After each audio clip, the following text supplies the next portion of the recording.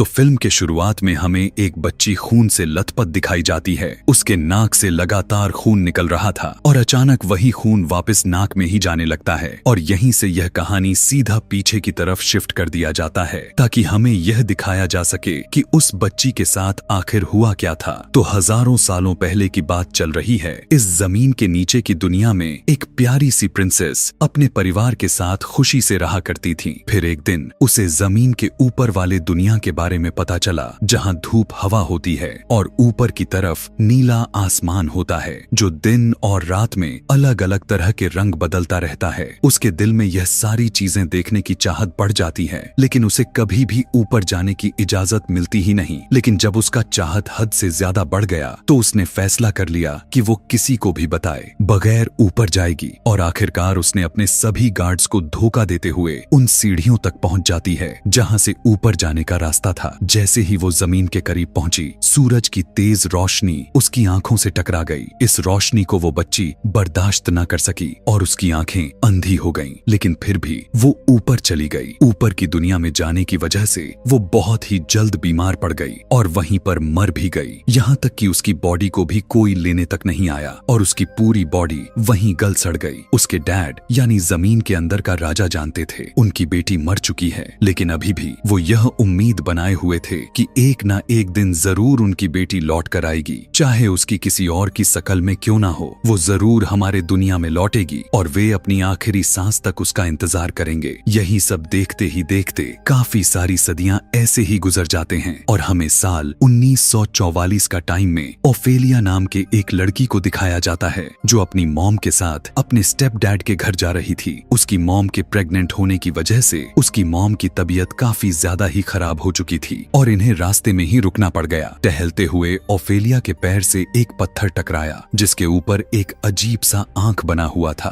Ophelia देखती है कि दूर एक पत्थर को तराश कर एक अजीब सी मूर्ति बनाई गई थी जिसके ऊपर की एक आंख गायब था, यानी यह बड़ा सा पत्थर उसी मूर्ति का आंख वाला एक हिस्सा था। वो जाकर जैसे ही उस मूर्ति के अंदर उसकी निकला हुआ आंख फिट करती है तो उसके मुंह के अंदर से एक अजीब सा कीड़ा निकलकर बाहर आ जाता है और यहाँ ओफेलिया उसे एक परी समझ लेती है। हालांकि वो एक ग्लास बग था। इससे पहले कि वो कुछ भी सोचने में टाइम लगा पाती ओफेलिया की मॉम उसे आवाज लगाकर बुला लिया और ये सभी यहाँ से निकल जाते हैं। लेकिन अजीब बात तो यह था कि वही कीड़ा जो अभी अभी मूर्ति के अंदर से बाहर निकला था वो ओफेलिया का पीछा करने लग जाता है। जैसे ही ये सभी घर पर पहुंचते हैं तो ओफेलिया देख पाया कि वो कीड़ा पहले से ही यहाँ मौजूद था। वो उसे देखने के लिए उसके करीब गई, लेकिन वो कीड़ा उड़ते हुए उसे एक अजीब सी जगह पर लेकर जाने लगा। देखने में ये रास्ता एक खंडर की तरह लग रहा था। ओफेलिया यहाँ पर उस कीड़े को देखने की कोशिश करती तो है, लेकिन अब वो गायब हो चुका था और इससे पहले कि इसी रास्ते में वो और भी आगे बढ़ जाती, यहाँ पर मर्सिडीज नाम की लड़की आकर उसे आगे जाने से रोक लेती है। मर्सिडीज उसे आगे जाने से रोककर बताने लग गई कि यह सब एक भूल भुलैया है और पता नहीं कितनी सदियों से यहाँ है। जो कोई भी इसके अंदर गया वो कभी भी वापस नहीं आया और तुम्हें भी यहाँ बिल्कुल भी नहीं जाना चाहिए। ये लोग जब वापस अपने घर की तरफ जाने लग गए तो हमने देखा कि वो कीड़ा अभी भी उन पर नजर रख रहा था। घर पर हमें ओफेलिया के स्टेप डैड कैप्टन को दिखाया गया जो बहुत ही ज्यादा जालिम है। इस टाइम स्पेन में सिविल वॉर का टाइम चल रहा है और कैप्टन सभी गोरिल्ला ग्रुप्स को मारकर खत्म करना चाहते हैं जो असल में आम शहरी ही है और अपने हक में लड़ने के लिए वो बागी बने पड़े हैं। रिबेल्स के यानी बागियों के गोरिल्ला ग्रुप को मारने के चक्कर में वो अक्सर शहरियों को भी मार देते हैं, चाहे वो अपनी जान की भीख क्यों न मांगते रहे और यह बताते रहे कि हम रिबेल्स नहीं हैं। और अगर उनका सच कैप्टन के सामने आ जाए कि वो मासूम थे, कैप्टन को फिर भी इसकी कोई परवाह नहीं था। यहाँ पता चलता है कि कैप्टन को ओफेलिया भी पसंद नहीं थी और वो ओफेलिया के मॉम का भी कोई खास ख्याल नहीं रखता था, जबकि वो उस टाइम प्रेग्नेंट भी हैं। इस सब के बावजूद भी वो ओफेलिया के मॉम को धमकी देते हैं कि अगर उनका बेटा पैदा नहीं हुआ तो वो उन्हें घर पर नहीं रहने देंगे। यहीं पर हमें एक ट्विस्ट भी पता चलता है कि मर्सिडीज जो कि एक मेड थी वो भी असल में गोरिल्ला ग्रुप की लीडर की बहन है और यहाँ पर काम वो इसलिए कर रही थी ताकि वो यहाँ की सारी इंफॉर्मेशन गोरिल्ला ग्रुप को देती रहे। यहाँ तक कि उनके डॉक्टर भी गोरिल्ला ग्रुप के साथ ही मिले हुए हैं। खैर, रात में हमें दिखाया जाता है कि ओफेलिया जब अपने मॉम के पास सोने की तैयारी करने में लगी थी, तब वो नोटिस कर पाती है कि वही कीड़ा जो बार बार उसके पास आने की कोशिश कर रहा था, वो उसके रूम में ही था। वो उसे गौर से देखती है और समझने की कोशिश में लग जाती है कि आखिर यह है कौन। वो परियों की कहानियों में इतना खोई रहती थी, उसे हर चीज परी लगती रहती थी। वो अब अपनी परियों वाली किताब को खोला और उस कीड़े से पूछने की कोशिश में लग जाती है कि क्या तुम परी हो। वो कीड़ा तस्वीर को देखते ही परी बन जाता है और ओफेलिया को अपने साथ चलने का इशारा करने लगा। ओफेलिया भी उसके पीछे पीछे जाने लग गई और वही परी इसे लेबिरिंथ में लेकर आ जाती है। वहीं पर उसे वही नीचे जाने वाली सीढ़ियां दिखाई दी, जिसके जरिए हमने इस कहानी के स्टार्ट में उस प्रिंसेस को ऊपर आते हुए देखा था। ओफेलिया जब डरते डरते नीचे जाने लग गई तो उसे वहां पर एक काफी खौफनाक सी क्रिएचर दिखाई दे पड़ती है, जो ओफेलिया को देखकर बहुत ही ज्यादा खुश हो चुकी थी। वो कहती है कि आखिर तुम आ ही गई, कितने सालों से तुम्हारा इंतजार था। ओफेलिया उनकी बात समझ नहीं पा रही थी, बल्कि वो तो इस क्रिएचर से डरने भी लग चुकी थी। वो क्रिएचर उससे कहने लग गई कि तुम मुझसे मत डरो, मैं तुम्हारा दुश्मन नहीं। दरअसल मुझे फॉन कहते हैं और मैं आपका गुलाम हूँ। आप एक प्रिंसेस हैं, आप इस दुनिया से बिलोंग नहीं करती। आपका ताल्लुक जमीन के नीचे की दुनिया से है और आप वहाँ के राजा की बेटी हैं। आपका नाम प्रिंसेस मुना है। ओफेलिया कहती है कि यह सब सच नहीं। फॉन कहता है कि अगर आपको मेरी बातों पर यकीन नहीं तो घर जाकर अपने कंधे पर देखिएगा, वहाँ एक चांद का निशान होगा और इससे साबित हो जाएगा कि आप प्रिंसेस मुना ही हैं। आपके डैड ने आपको अपने दुनिया में वापस लाने के लिए बहुत सारे दरवाजे खोले हुए थे और अब एक ही दरवाजा वापस बचा हुआ है और वो कुछ पहेलियां हल करने के बाद ही खुलेगा। और साथ में यह भी साबित करना होगा कि आपके अंदर जो अच्छाई थी वो इस दुनिया में आने के बावजूद भी खत्म नहीं हुई। जब आप यह सारी पहेलियां हल करके टास्क को पूरा कर देंगी तो उस दुनिया का रास्ता खुल जाएगा और वो दरवाजा तभी खुलेगा जब आप यह साबित करेंगी कि इस दुनिया में आने के बाद आपकी अच्छाई खत्म नहीं हुई। और इसके साथ साथ आपको 3 पहेलियां भी हल करनी होगी। यह सब करने के बाद आप अपने दुनिया में वापस जा पाएंगी। यह कहकर वो फोन उसे एक किताब देता है जो यहाँ पर बिल्कुल खाली थी। फोन उससे कहता है कि जब आप बिल्कुल अकेली हों तभी इस किताब को खोलिएगा। अब वो छोटी परी उसे यहाँ से अपने घर का रास्ता दिखाते हुए घर ले आती है और घर आते ही ओफेलिया अपने कंधे पर देखती है, वहाँ सच में एक चांद का निशान बना हुआ था, यानी वो फोन सच बोल रहा था। अब ओफेलिया जब उस खाली किताब को खोला तो ओफेलिया के टच करते ही उसमें वर्ड्स आना पैदा होने लग जाते हैं। उन लफ्जों से उसका पहला टास्क पता चल जाता है कि उसे इस घर से कुछ दूरी पर जाना है। वहाँ एक बहुत बड़ा एक अंजीर का पेड़ है जिसकी जड़ के अंदर एक बहुत ही बड़ा मेंढक है। मेंढक के आसपास 3 गोल्डन कलर के बॉल्स हैं जो वो उसे मेंढक के पेट के अंदर डालनी है। उसके बाद मेंढक के पेट से एक गोल्डन चाबी निकलेगी जो उसे हासिल करनी होगी और यह उसका पहला टास्क था। पहले टास्क को पूरा करते ही वो मैजिकल ट्री दोबारा से हरा भरा हो जाएगा जो मेंढक की वजह से अब सूख रहा है। ओफेलिया जैसे ही फौरन से वहां जाती है तो उसे वो ट्री मिल भी गया था। अंदर इतने बड़े मेंढक को देखकर एक बार तो वो डरती भी है, लेकिन वो वहां दलदल के अंदर जाकर वो 3 मैजिकल गोल्डन बॉल्स को ढूंढ लेती है जिसे मेंढक के मुंह में डालना था। उन तीनों को मेंढक के मुंह में डालने के बाद एकदम से मेंढक बहुत बड़ी वॉमिट करता है और उसकी वॉमिट में से वो गोल्डन चाबी उसे मिल जाती है। इस तरह से उसका पहला टास्क पूरा हो जाता है और वो खुशी से घर वापस आ जाती है। वो जब नहा रही थी तो वो कीड़ा दोबारा उसके पास आता है और ओफेलिया एक्साइटेड होकर कहने लगी, मुझे दोबारा से लॉबीरिंथ में लेकर जाओ। लॉबीरिंथ में जाकर वो फोन को वह चाबी दिखाती है। तब फोन कहता है कि यह चाबी तुम्हें अपने पास ही रखनी है और साथ में वो उसे एक मैजिकल चौक भी देता है। कहने लगा कि यह भी तुम्हारे काम आएगा। यह सब चीजें लेकर वो दोबारा से घर आ जाती है और आते ही उस किताब को खोलती है। जैसे ही वो उसे टच किया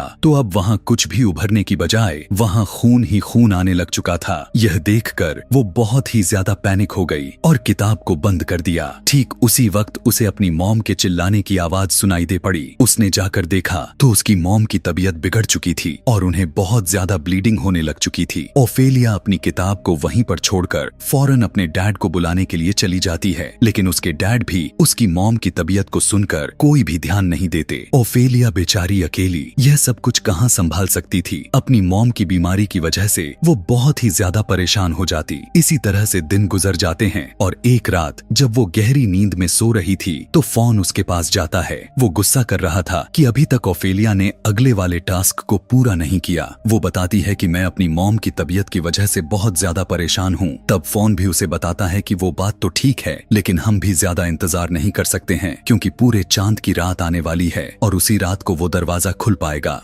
फॉन ओफेलिया को मदद करने के लिए उसे एक जादुई बच्चे की तरह दिखने वाली जड़ देता है और कहता है कि हर रोज सुबह को इसके अंदर दूध डालते हुए अपने 2 खून के कतरे डाल देना और इसे अपने मॉम के बेड के नीचे रख देना। इसके बाद से वो थोड़ी ही दिन में बिल्कुल ठीक हो जाएंगी। साथ में वो ओफेलिया को कुछ परियां भी दिया ताकि उसके अगले टास्क में मदद मिल सके, क्योंकि अगला टास्क बहुत ही मुश्किल होने वाला था। फॉन बताता है कि अगले टास्क में दोबारा सामना किसी जानवर या इंसान से नहीं बल्कि एक मॉन्स्टर से होगा। वहां जब अपना टास्क पूरा करने के लिए जाओगी तब वो मॉन्स्टर तुम्हें हर हाल में मारने की कोशिश करेगा, मगर तुम्हें अपने आप को बचाना है। साथ ही जब तुम वहां जाओगी तो वहां पर तुम्हारे लिए मजे मजे खाने की चीजें रखे गए होंगे। तुम्हें किसी भी चीज की लालच में नहीं आना है और बस अपने काम को पूरा करने पर ध्यान रखना है। वो उसे यहाँ पर एक ग्लास भी देते हुए कहने लगा कि इस टाइम को खत्म होने से पहले पहले तुम वापस भी आ जाओगी। फॉन यहाँ से सब कुछ बताकर चला गया, जिसके बाद अब ओफेलिया उस किताब को खोलती है और उसे टच करती है। उस पर दूसरा टास्क लिखा हुआ आ जाता है, जिसका पहला स्टेप यह था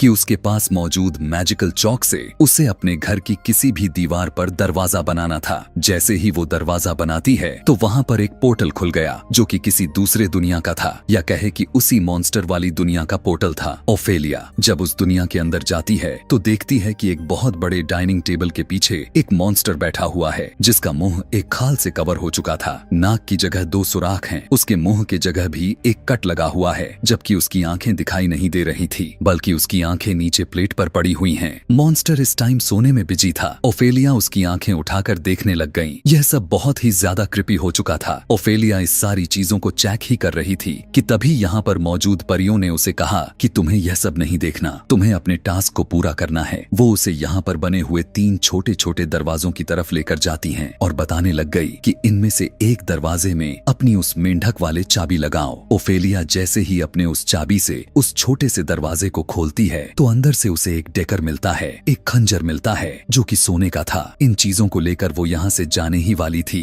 कि तभी उसे टेबल पर पड़ी चीजों को देखकर उसके अंदर लालच पैदा हो जाती है। वो फोन की वार्निंग को भूल चुकी थी और उसने वहाँ से चीजें उठाकर खाना शुरू कर दिया। यह सारी चीजें उस मॉन्स्टर की थीं। मॉन्स्टर की चीजों को हाथ लगाते ही वो मॉन्स्टर जाग जाता है और अपने आंखों को अपने हाथों में लगाकर उन हाथों को अपनी आंखों की जगह पर रख लेता है, जिसकी मदद से अब वो ओफेलिया को देख पा रहा था और ओफेलिया की जान के पीछे पड़ गया। इससे पहले कि वो ओफेलिया को पकड़कर मार देता, वो छोटी छोटी परियां उस मॉन्स्टर की आंखों पर अटैक करके उसे डिस्ट्रैक्ट करने की कोशिश करती हैं। मौका पाते ही ओफेलिया यहाँ से भागती है, लेकिन उसने देखा कि उसका टाइम अब खत्म हो गया था और जो दरवाजा उसने खोला था अब वो भी अब खत्म हो चुका था। वो मॉन्स्टर उन बेचारी छोटी छोटी परियों को मार चुका था और अब दोबारा वो ओफेलिया की तरफ बढ़ रहा था ताकि उसे मार सके। पर तभी ओफेलिया ने दिमाग चलाया और अपनी मैजिकल चॉक से ऊपर की तरफ मार्क बनाते हुए अंदर चली गई। असल में यह रोशनदान उसे उसके कमरे में लेकर गया हुआ था और इस तरह से उसकी जान बच गई थी। इस टास्क को उसने तो पूरा कर लिया था, लेकिन टास्क के दौरान 2 परियों को उसने मार दिया था। वो उदास हो चुकी थी। इधर आने के बाद उसने देखा था कि अब सुबह हो चुकी थी। उसने जल्दी से वो जड़ उठाई, उसमें दूध डाला और उसे अपने मॉम के बेड के नीचे रख दिया। उसकी मॉम को होश भी आ गया, जिसकी वजह से ओफेलिया बहुत ही ज्यादा खुश थी। यहाँ पर अब हमें ओफेलिया के स्टेप डैड को दिखाया जाता है, जो अपने जुर्म की आखिरी हदों पर उतर गए थे।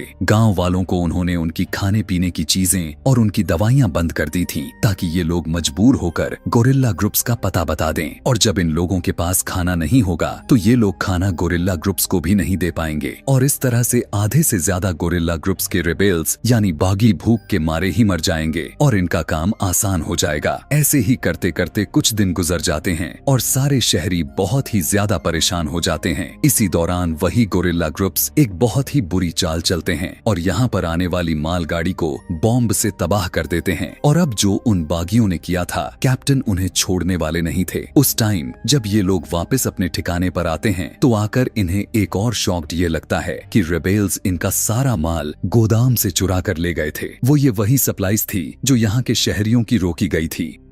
यह पता चलते ही कैप्टन का गुस्सा हद से ज्यादा बढ़ जाता है और जब कैप्टन ये देखते हैं कि इस जगह का ताला तोड़ा नहीं गया बल्कि चाबी के जरिए खोला गया है, तब वो यह बात भी समझ जाते हैं कि इन्हीं कंपनी का कोई आदमी या फिर कोई लड़की मिली हुई है उसी रेबेल्स गोरिल्ला ग्रुप के साथ। इन्हें याद आता है कि इस जगह की चाबी सिर्फ मर्सिडीज के पास थी, तो यह काम किसी और का नहीं बल्कि मर्सिडीज का ही था। उन्हें पता था कि गोरिल्ला ग्रुप उनकी सामान को लेकर ज्यादा दूर लेकर नहीं भाग पाए होंगे, इसीलिए वो अपने फौजी को लेकर जंगल में चला जाता है और यह लोग गोरिल्ला ग्रुप्स के काफी करीब पहुंच जाते हैं। ये भी गोरिल्ला ग्रुप्स को मारने के लिए फायरिंग करना शुरू कर देते हैं, तो बदले में गोरिल्ला ग्रुप्स भी इनके ऊपर फायरिंग शुरू कर देते हैं। इस लड़ाई में काफी सारे फौजी मारे जाते हैं, तो काफी सारे रिबेल्स में से बस एक ही पड़ा रह जाता है और वो कैप्टन के हाथ लग जाता है। कैप्टन उसे उठाकर घर लेकर आता है और उसे टॉर्चर करते हुए बाकी रिबेल्स ग्रुप्स के बारे में पूछता है, पर वो भी अपने बात पर पक्का था, उसने भी कुछ नहीं बताया। कैप्टन डॉक्टर को हुक्म देता है कि इसका इलाज करो, इसे बिल्कुल भी ठीक कर दो ताकि हम इसे दोबारा से टॉर्चर कर सके और इसके ग्रुप की प्लानिंग को पूछ सके। लेकिन डॉक्टर यहाँ उल्टा ही चल गया और उस आदमी को जहर का इंजेक्शन देकर मार देता है, क्योंकि वो तो खुद साथ ही मिला हुआ था। अब कैप्टन के जैसे ही डॉक्टर की सच्चाई पता चलती है तो कैप्टन डॉक्टर को गोली मारकर वहीं पर उसका काम तमाम कर दिया। दूसरी तरफ हमें ओफेलिया को दिखाया गया, जिसे मिलने के लिए दोबारा रात को फोन आया हुआ था। फोन उससे बहुत ज्यादा नाराज था। वो कहने लगा कि तुम अच्छी लड़की नहीं रही, अब तुम्हारे अंदर इस दुनिया वाली लालच आ गई है और इसी लालच में तुमने उस जगह की चीजें उठाकर खाई, और पता है तुम्हारी लालच का नतीजा क्या हुआ? वो परियां बेचारी मर गईं और अब मैं तुम्हें तीसरा टास्क नहीं दे सकता, क्योंकि मैं नहीं चाहता कि तुम हमारी दुनिया में जाओ। हमारी दुनिया में ऐसी बेरहम और लालची प्रिंसेस की कोई जरूरत नहीं। इधर हमें दिखाया जाता है कि ओफेलिया के मॉम की तबीयत जैसे जैसे ठीक हो रही थी वैसे वैसे उनके साथ कैप्टन का रवैया और भी ज्यादा बुरा होता जा रहा था। कैप्टन को यहाँ तक कि ओफेलिया की मॉम भी बागी लगने लग चुकी थी और इसी शक की वजह से वो ओफेलिया की मॉम का सारा सामान भी चेक करता है और उसे बेड के नीचे वही जादुई जड़ मिल जाती है जो ओफेलिया ने रखी हुई थी। वो जड़ उठाकर गुस्से में ओफेलिया के मॉम के हाथ पर रख देता है और पूछने लगा कि यह सब क्या है। उनके पास कोई जवाब नहीं था, इसीलिए कैप्टन गुस्से में यहाँ से चला गया और फिर ओफेलिया की मॉम ने ओफेलिया से पूछने लगी कि यह सब क्या है। यहाँ पर ओफेलिया अपने मॉम से कुछ भी नहीं छुपाती। वो काफी ज्यादा डर गई थी उस कैप्टन के रवैये से। वो सब के सब सच बता देती है कि जिस तरह वो लॉबिरिंथ में गई थी तो वहाँ उसे एक फोन मिला, जो उसने किए था वो सब बताया। वो बताती है कि इस जड़ की वजह से ही आप ठीक हो रही हैं, लेकिन ओफेलिया की मॉम को इन सारी चीजों पर विश्वास नहीं होता। उल्टा ओफेलिया पर गुस्सा होकर कहती है कि प्लीज इन परियों की कहानी से और किताबों से बाहर निकल आओ, यह दुनिया इन चीजों से बहुत चेंज है। यह कहते हुए वो अपनी बेटी ओफेलिया को गले लगा लेती हैं और उस जड़ को आग में फेंक देती हैं। वो जड़ आग में तड़पने लग जाता है और मर जाती है। जड़ के मरते ही ओफेलिया की मॉम की तबीयत लगातार बिगड़ने लग चुका था। ओफेलिया की मॉम से एक बेटा पैदा होता है। इसके बाद ओफेलिया की मॉम मर जाती है। अपने मॉम के फ्यूनरल पर ओफेलिया बहुत ही ज्यादा दुखी हो चुकी थी। वो अब कुछ भी नहीं करना चाहती थी। वो जाकर अपने रूम में लेट जाती है, जबकि इधर हमें दिखाया गया कि कैप्टन मर्सिडीज को पकड़ लेते हैं और ना महसूस करवाने वाले अंदाज में उसका इन्वेस्टिगेशन करना शुरू कर देते हैं। मर्सिडीज भी समझ चुकी थी कि इन्हें उस पर शक हो चुका है, जल्द ही वो उसे पकड़कर मार देंगे, इसीलिए वो रातों रात वहाँ से भागने का सोचने लग गई और जाते हुए वो ओफेलिया को वहाँ से लेकर जाने का प्लान बनाती है, क्योंकि वो जानती थी कि अगर ओफेलिया यहाँ पर रही तो कैप्टन उसके साथ बहुत ही बुरा सलूक करेगा। ये दोनों जब यहाँ से भागने ही वाले थे तो जंगलों में कैप्टन ने अपने साथियों के साथ उन्हें पकड़ लिया, क्योंकि ओफेलिया उनके साथ थी। इसीलिए कैप्टन को लगा कि ओफेलिया भी उन्हीं के ग्रुप का एक हिस्सा है और वो भी बागी ही है। इसलिए अब वो ओफेलिया को बहुत ही बुरे तरीके से ट्रीट करते हैं और उसे एक कमरे में लॉक्ड कर देते हैं, जिसके बाद वो मर्सिडीज के पास आकर उसे टॉर्चर करना चाहते थे। लेकिन उससे पहले ही मर्सिडीज अपना हाथ को खोल लिया था। वो अब कैप्टन के ऊपर ही हमला कर देती है और यहाँ से निकलने में कामयाब हो चुकी थी, जिसके बाद मर्सिडीज दोबारा से यहाँ से भागने की कोशिश करती है। लेकिन इस बार भी सोल्जर्स उसे पकड़ लेते हैं और इस बार सोल्जर उसे मार ही देती। लेकिन ठीक वक्त पर जंगल में से सभी रेबेल्स निकल कर आ जाते हैं और वो आते ही सभी सोल्जर्स पर हमला करते हुए उन्हें मौत के घाट उतार देते हैं। उनके सभी घोड़ों को अपने कब्जे में कर लेते हैं और इस तरह मर्सिडीज को भी बचा लिया गया। यहीं पर ओफेलिया बहुत ज्यादा परेशान हो चुकी थी, क्योंकि जहाँ पर वो फंस गई थी वहाँ से निकल पाना आसान नहीं था। अब तो उसकी मॉम भी नहीं रही थी ताकि उसकी दुख सुन सके। उसकी इस तरह की हालात देखते हुए फॉन बहुत ज्यादा उदास हो जाता है और एक और बार उसके पास आया और उसे गले लगा लिया और कहने लगा कि तुम्हारा दुख देखकर मैं भी पिघल गया, इसीलिए अब मैं तुम्हें एक और मौका दूंगा। आज की रात खत्म होने से पहले ही तुम्हें अपने भाई को लेकर लॉबीरिंथ आना ही होगा, और अगर तुमने रात के खत्म होने से पहले ही यह तीसरा टास्क पूरा न किया तो कभी भी तुम अपनी दुनिया में नहीं जा पाओगी। ओफेलिया कहने लगी कि यह कमरा हर तरफ से बंद है, मैं इस कमरे से अपने भाई के पास कैसे जाऊंगी। तब फॉन उसे एक मैजिकल चौक देता है जिसके जरिए वो अपनी मर्जी की किसी भी जगह पर जा सकती थी। वहाँ पर एक दरवाजा बनाते हुए सोचने लग गई कि वो अपने भाई के कमरे में जा रही है, और सच में वो उसी कमरे में पहुंच जाती है। यहाँ पर जब ओफेलिया अपने भाई को लेकर भाग ही रही थी तब कैप्टन उसे देख लेता है। हालांकि वो उस वक्त काफी जख्मी भी था। वो उसका पीछा करते हुए जब बाहर आया तो उन्हें पता चलता है कि गोरिल्ला ग्रुप ने उनके ऊपर हमला कर दिया था। वो फिर भी जंग की तरफ नहीं जाते, बल्कि अपने बेटे को बचाने के लिए ओफेलिया के पीछे पीछे लेबीरेंथ की तरफ बढ़ने लग जाते हैं। ओफेलिया लेबीरेंथ में एक अजीब सी दीवार के पास पहुंचती है तो ओफेलिया के वहां जाते ही वहां की दीवार खुल जाती है और वहां एक दरवाजा बन जाता है। ओफेलिया उस दीवार के अंदर चली जाती है और आगे जाकर उसे फोन मिल जाता है। जबकि कैप्टन जब इस दीवार के पास पहुंचता है तो कंफ्यूजन में आ जाता है, क्योंकि आगे जाने का तो रास्ता ही नहीं था और अब ओफेलिया उसे यहाँ कहीं भी नजर नहीं आ रही थी। यहाँ फोन ओफेलिया को बताता है कि तुम्हें अपने भाई को जख्मी करके उसकी खून की 2 बूंदें इस फर्श पर डालनी होगी और तब तुम्हारी दुनिया का दरवाजा खुल जाएगा। यह सुनकर ओफेलिया डर गई और कहने लगी कि चाहे मैं इस दुनिया में हमेशा के लिए ही क्यों न रह जाऊं, लेकिन मैं अपने भाई को चोट नहीं पहुंचाऊंगी, उसे दर्द नहीं दूंगी। यहाँ पर फोन उसे इंसिस्ट करता है कि तुम्हें ऐसा करना चाहिए, पर ओफेलिया बिल्कुल भी ऐसा नहीं करना चाह रही थी। वो नहीं मान रही थी। ठीक उसी दौरान यहाँ पर कैप्टन भी आ गया और उनकी यहाँ आने पर हमें पता चलता है कि कैप्टन फोन को नहीं देख सकते सिवाय ओफेलिया के। वो ओफेलिया से अपना बेटा लेता है, जिसके बाद वो ओफेलिया को शूट करते हुए यहाँ से बाहर निकल जाते हैं। बेचारी ओफेलिया वहीं पर गिर जाती है। कैप्टन जब उस झाड़ियों वाली दरवाजे से बाहर निकलता है तो यह देख पाता है कि सभी रेबेल्स उसे घेरे हुए खड़े थे। अब मर्सिडीज आगे आकर उसके हाथ से उसका बेटा ले लेती है, जिसके बाद रेबेल्स उसे शूट करके मार देते हैं। जबकि सीन बदलकर हमें दोबारा से ओफेलिया को दिखाया जाता है, जो अब ओफेलिया गिरी हुई थी और उसकी नाक से खून निकल रहा था। यह वही सीन है जो इस कहानी के शुरुआत में हमने देखा हुआ था। वो बिल्कुल मर रही थी और इस टाइम पर उसे एक अजीब सी आवाज आती हुई सुनाई देती है, जिस आवाज को थोड़ा वो पहचान पा रही थी। यह आवाज उससे कह रही थी, उठो मेरी बेटी, तुम अपनी दुनिया में वापस आ चुकी हो। ओफेलिया जब अपनी आंखें खोलती है तो देख पाती है कि वो एक बहुत ही खूबसूरत महल के अंदर खड़ी है। यह असल में जमीन की नीचे की दुनिया थी।